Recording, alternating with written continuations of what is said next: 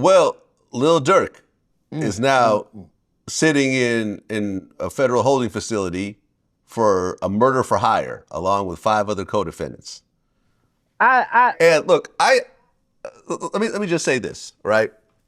I used to always say in my interviews that if you got beef, all you got to do is go to a different state. Go to a totally different part of the country, because no one's crazy enough to get on a plane and go kill you in a different state.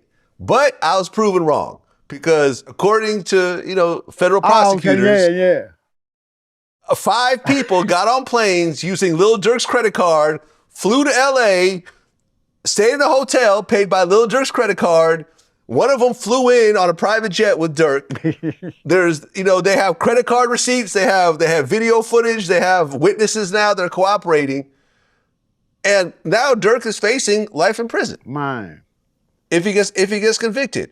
All out of, really, this seems like it comes from the whole, beef between him and NBA Youngboy and King Von getting killed by Quando Rondo's guy. And I interviewed Lil Tim, the guy who killed King Von. I saw that. And I said, you didn't do anything wrong. I expect my security to do the same thing if I got jumped on by someone like that. Right. Once upon a time, we was in Detroit. Me, Paul, Juicy, I think Coop was still with us, and Lord, maybe he was with us. But when I peeped some shit out when we was getting sound check in Detroit. And I peeped some guys peep off in the little building, come in, walk around, and then go get 2 more other guys. And me peeping them out, seeing them moving like they were moving, I didn't say nothing. I just got in the right position. But I made Paul fire the security, because the security was they didn't catch this shit. And then when they did catch it, I'm about to damn near whoop some niggas, because I'm like, how y'all think y'all gonna just walk in here up on them like that? You know what I'm saying? So I told Paul this, if I'm paying them folks, send them niggas home. Them ain't no security. I need you to be for me 100%. If I'm paying you for my life. I ain't paying you to just walk around me look like a big ass grizzly bear. I need you to really do something. If it's taking, if that's got to be that. Me and Paul and them, though, we fight. We jacked a lot of folks around this motherfucker. That's another reason why that group was so strong, because we all fighted when it was a fight. Then none of us bitch out. But that nigga who they let play Choices 1, that red dude, Paul and them got in a fight. And that red dude was standing up there just looking at Paul wrestle with a nigga. I would have never done that. I'd have gotten that nigga. Paul said he said it. He had dude in a headlock, and dude had him in a headlock, like. But Paul said he watching this nigga look dead at him when him and dude fall. They said when the shit was all over with, everybody clothes, platinum chains, rings, and everything were broke and snatched off the neck. Paul said this nigga had on the same shit, and it was needed that he said this nigga was still clean. Everybody else, Big Bill, everybody else, shit was fucked up. Shirts and clothes and all that. This nigga standing up there. I always say red niggas ain't on, they don't always shake nothing. You get what I'm saying? The reason why women so hard on men, period, I guess, because red niggas be in the mirror too long. They baby, let me take you out, and they still in the bathroom. I'm just saying, a black dude ain't going through all that. We getting ourselves groomed. That groom gonna be that. We ain't come to jump in no damn mirror and trying to beat the girl at her thing. I just don't know. Niggas crazy these days. Yeah, look, I don't know how someone like Durk could get to the level he got to, being one of the top rappers, songs with everyone, with Kanye, with Drake, on and on. He's doing stadiums in Chicago to try to be some sort of, kingpin and have dudes do a bunch of stuff, just because he's got money now, it all comes back to him. It came all the way back. You're supposed to, at that point, you're supposed to say, look, I'm too big to touch any of this shit. And in fact, and I've always said this, when you get to a certain point, you should really stop having criminals in your circle. Right. I'm not talking about people that used to do crimes. Right. No, you dead Listen, right. I got a lot of very close friends that have done a lot of prison time, that have even killed people. I'm cool with all that, but their life is different now. Right. But if we're hanging out and you leave and you go rob somebody or you go scam or you go shoot somebody, I don't want you around me.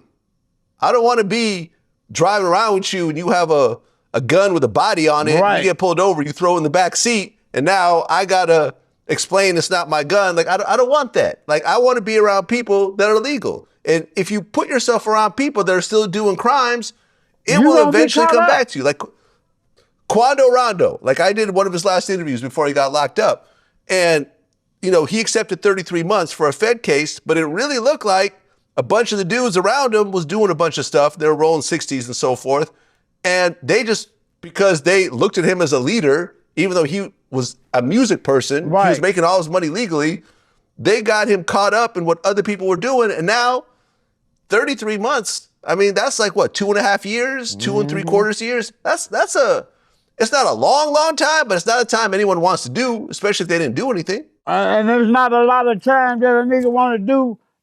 I keep on stressing at this time, because there's a lot of things that going on at this time that you wouldn't want to be in jail for this. No, I felt like when I was watching a lot of Durk, I felt like Durk let the fans fool him. He let the fans run his relationship with what was going on with people they ain't even supposed to knew about. And like you said, if I'm doing what he was doing, if I was like that, you got to learn to leave shit alone. You got to learn to not hang around certain people. Because that's how I'm surviving. I'm not hanging around certain people. You get what I'm saying? And I'm not allowing my son, my cousin, nobody come around me and bring me the devil to me. You get what I'm saying? Bring me them demons or bring me that bullshit they say that it's supposed to bring with you. And you can let your son in the house, but what if he got a demon in him? Now you got something in your house to try tearing up your house. Got everybody going crazy. So you're right, yes. I don't know why they doing this. And anybody get a chance to hang with Kanye West and really talk to this man, you'll know, you can see the vision then. You get what I'm saying? And long as you can see the vision, it's not hard for you to go get it. You just gotta want to do it. I think he was wrong. He shouldn't have did that.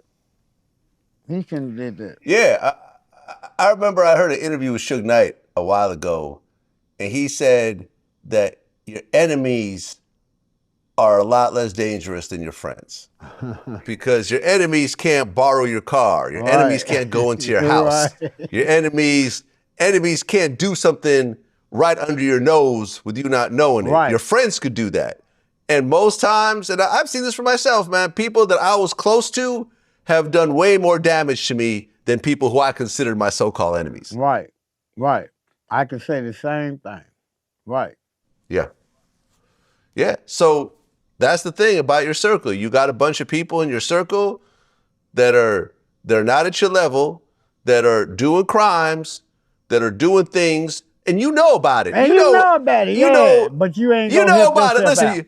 You got your friend, he's got no job, and he pulling up in a new car, he got jewelry on. It's like, okay, like, he's not a rapper, he's not a producer, right he doesn't have a business that you know about. You know where that money's coming from. Come on. Right. So go ahead and roll the dice. And like I said, all the damage, the most money I've lost was from people that were close to me, not from people that I had internet beef with or whatever else. Those people haven't done nothing to me. Right. Nah, I feel Yeah. No, it's all the people that I've allowed to be around me, those have been problematic. So everyone's listening to this. At one point, you got to grow up. And just because this was your day one at one point and so forth, doesn't mean you have to stay with them forever. Because sometimes it's better that you cut certain people off. No, you got to. If you're trying to grow, you're going to have to. There's no way around that. If you don't, then yes, you're going where you say that where everybody want to go, to jail. And then it's crazy when you say, I'm not doing this no more, but hanging around that same pool, and now y'all all caught up on some shit, like you said. Yeah.